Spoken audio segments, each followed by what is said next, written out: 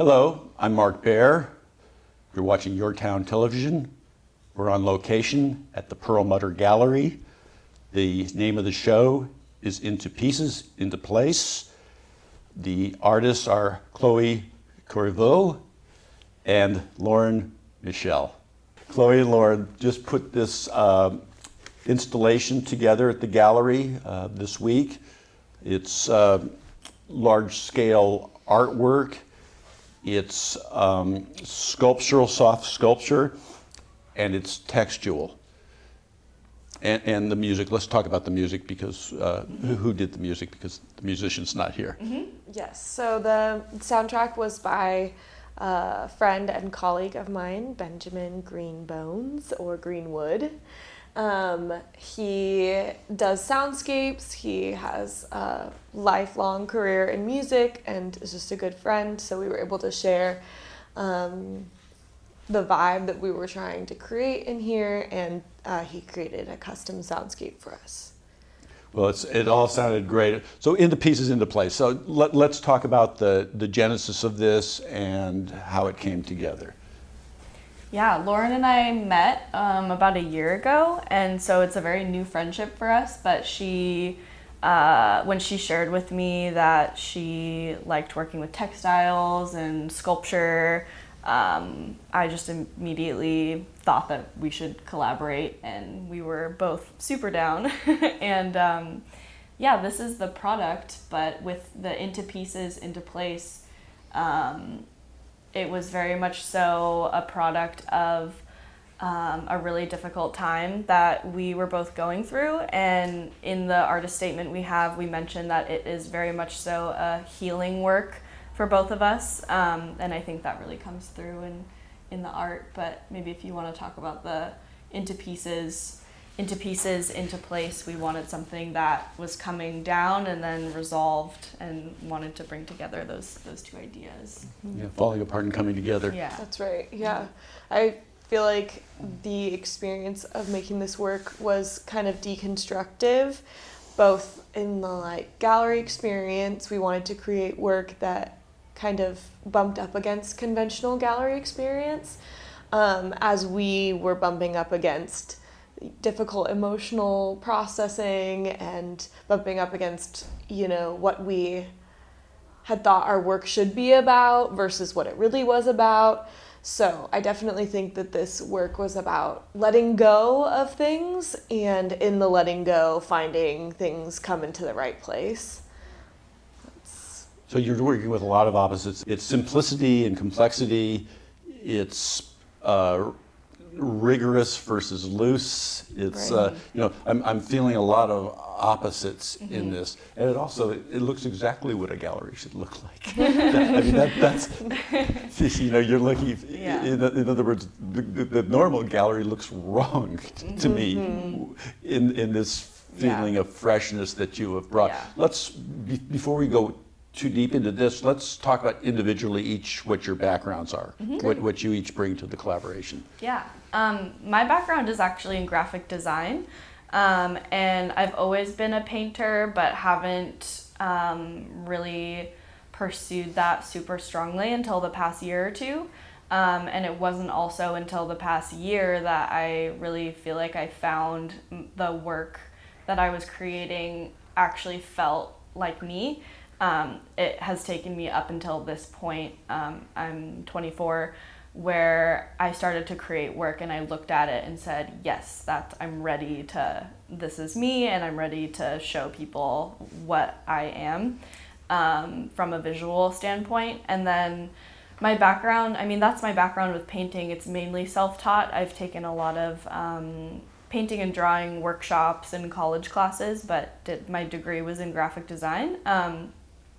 And I think the graphic design part really shows through in the production, where we're trying to present an immersive experience, but that also includes how do we market it to people and how do we get people to show up. So that skill set comes through in creating the posters and flyers and website and a print item for the show and signage. And each piece I felt was equal. Yeah. You know, Each piece is equally each as piece important. was equal of importance. Each Yes. piece was a piece of the art. Yeah. Truth. And Yeah. the division between the poster and the art, it's all a piece of art. Yeah.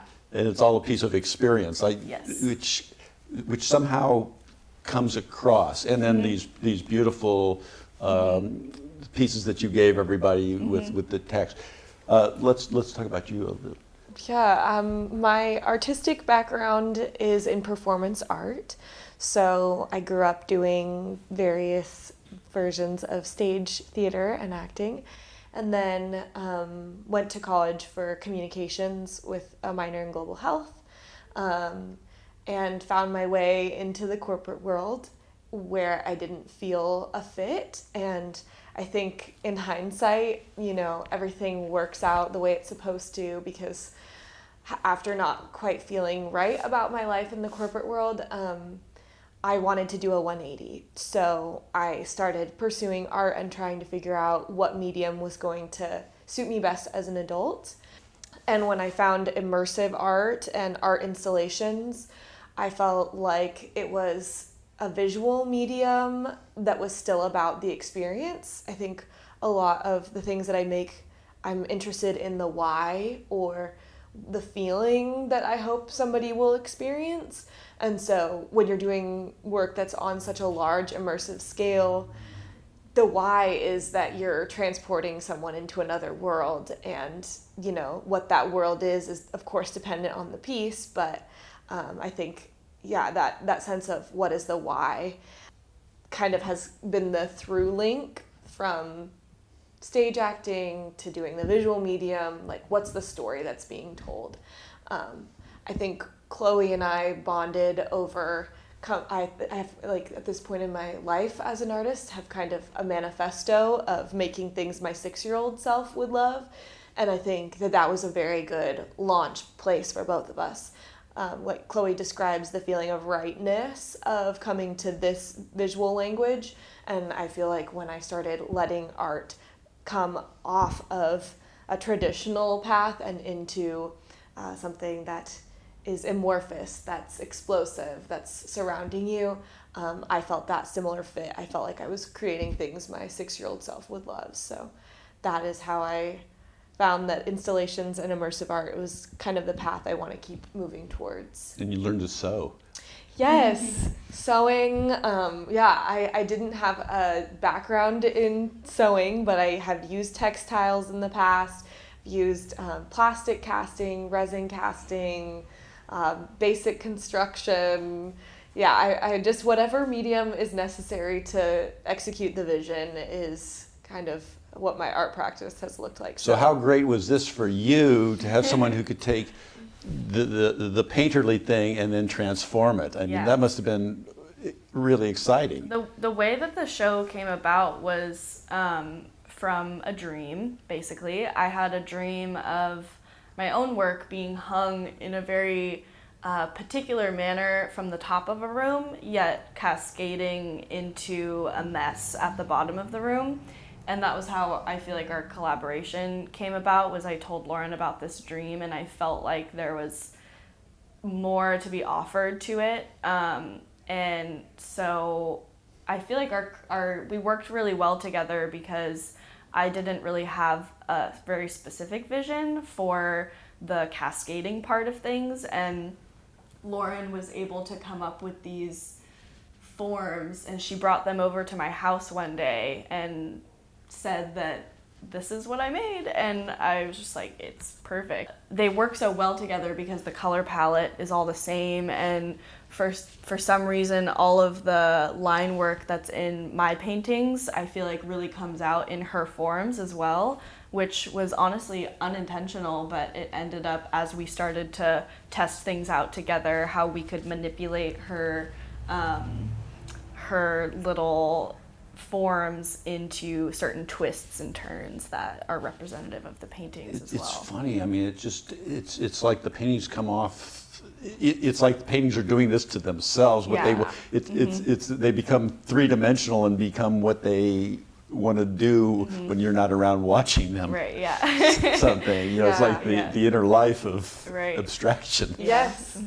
That's definitely an effect we wanted to give. I feel like Chloe's paintings are so three-dimensional. They come out at you, there's layers, and so I feel like they really lend themselves to becoming a three-dimensional form. So let's talk about the text a bit. Mm-hmm. The words were very powerful in the show. Mm-hmm. How did that come about? All of the writing was in really close collaboration. All the names of the pieces are from Chloe's worlds because they're representative of Chloe's memories. And then as far as any other copy associated with the show, we worked really closely together on it. For our artist statement, Lauren being the primary, I will give you credit for that. I mean, the artist statement, yes, we worked collaboratively on the ideas, but Lauren is one of the most eloquent speakers and writers. Well, it felt I've worked with too. It felt real. I don't know if you've read a lot of artist statements, but it's like right. They all sound great, but what does that have to do with the work? Right. And artist statements are really important, mm-hmm. and by and large, artist statements are full of crap. Ours was definitely not full of crap. Yeah, no. In other words, you presented you said what you mm-hmm. did, and you didn't overcomplicate it or over intellectualize it, or make it more or less mm-hmm. than what it was, which means it had a simplicity to it, mm-hmm. and I know that's really difficult to get mm-hmm. to because you really had to think it out mm-hmm. and discuss it and figure out what are you trying to say, mm-hmm. and that process. Again, why an artist statement is not necessarily, an artist statement's not really for the audience so much because an audience will sometimes take a look, but artist statements really don't mean much to an audience. Mm-hmm. But they do mean, it's like a blueprint for the artist. Mm-hmm. It's like a business plan. Mm-hmm. Right. That's the only thing analogous that I can say to it. Mm-hmm. And a business plan that's for yourself. So here's where we're going, here's what we did, here's how we got here, mm-hmm. here's what we're feeling. Mm-hmm. And I felt that came across in an understated way. Mm-hmm. So let's talk about the thrill of it all, because again, you're in your studios, you're putting these pieces together. It's right before opening night, mm-hmm. but you have no idea how it's going to work. Yeah. And you have no idea how it's going to come together and work together, and if the pieces are going to talk. Mm-hmm. Right. You've had a lot, because you'll work at the gallery, you've had a lot of time to sit in this room and look, but you haven't had the room naked to yourself. Mm-hmm. Right. And so let's talk about putting it together and just the thrill of it. Mm-hmm. You can go. We were so pleasantly surprised that, thank God, when we put everything together, we did have that realization that, oh my gosh, the line work in the paintings works so well with the line work that's happening with the physical forms that they create with twisting them. And that was something that that was our goal, but we had no idea if that was actually going to come through or be apparent when a visitor walked into the space. And so that was something that we really just had to wing it, which was very interesting mm-hmm. because a process that we thought was maybe not going to take that long to install took us much longer because mm-hmm. there was just so many little details to work with.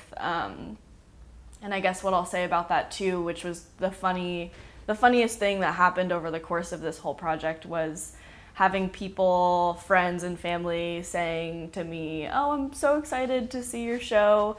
I'm sure it's going to be great." And me in response just saying, "I'm excited to see it too. I don't know what it's going to look like." And that met with a little bit of nervousness as well, Well, yeah. Just like, I have no idea what it's going to look like either. I hope you enjoy it. I hope I enjoy it. So it just turned out, it turned out better than I could have thought. So did the installation go, did the installation go fairly quickly? How did you sort, and how did it? Yeah, that too was also a very collaborative process. I guess I can speak on that as well. But my favorite thing about our installing process was I took out all of my pieces, and I felt so overwhelmed with how to arrange them all. And Lauren and I both, I think, released some preciousness from our work. And so I gave it to her for a second, and she was like, I think these ones should be layered. This one should be stacked on top of this one. And we were taping everything up on the walls to move things around. And she, I feel like, gave me the permission to play around, and to see how someone else would arrange my work helped me figure out what I wanted as well, and then vice versa. When Lauren was arranging things, I was like throwing stuff over there, and I was like, no, I think this should go here, and so the installation was very collaborative as well, which was very very cool. It's nice to have lighting as well. Yeah. So just seeing your stuff lit had to be a kick. Yeah, it was. For sure. Yeah. Yeah. So now you've seen this. So this is like the first step, and you see this is like the first vision of the journey, and now you want to. Where do you go from here? What's been the thinking, the excitement? Have you had a chance to be back in the studio and paint yet, or? No, no, not at all. I think we feel like this work could live in a lot of different contexts. We see this definitely as just the beginning. I think we're curious about customizing this piece to another space. Of course. We're curious about making more elements and letting it live on a larger scale, or creating a world that's more small, whether that's creating like some sort of tunnel that the work fills and enwraps people in. Like, we can see this work live as backdrops for concerts. We can see this work living in a traditional gallery space. We can see it living outdoors. We can see it appealing to children because it is touch-friendly work. It's something that's meant to change, that's meant to be different because someone was in it.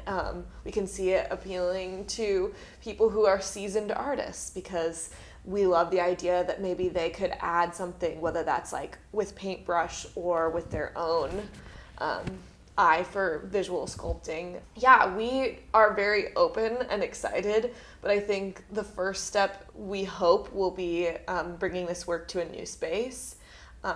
One of the things that's really important to both of us is sustainability. So I know that we both feel really proud that we've created a work that can have a different life, so that this same body of work can transform and take on multiple facets, rather than you do these huge installations and then where does that material go, and what is the meaning of, this, you've put so much heart and so much meaning, and what is it, like, what life does it have after, both from a sustainability point of view and also just, the personal nature of this work, wanting it to continue to live on.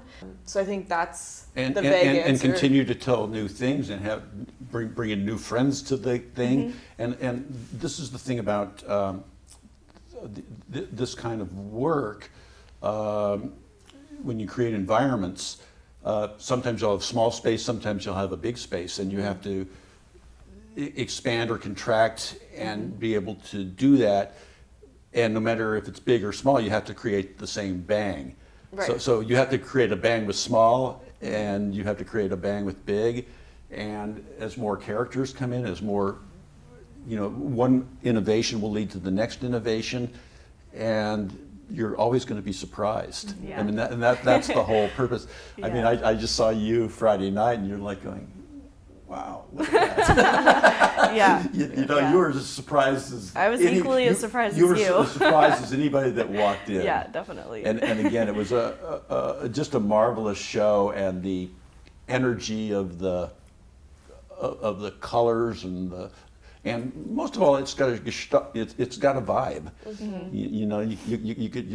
You could feel the vibe of it, the feeling of it, and that was the overall. It wasn't easily articulated. It wasn't over articulated.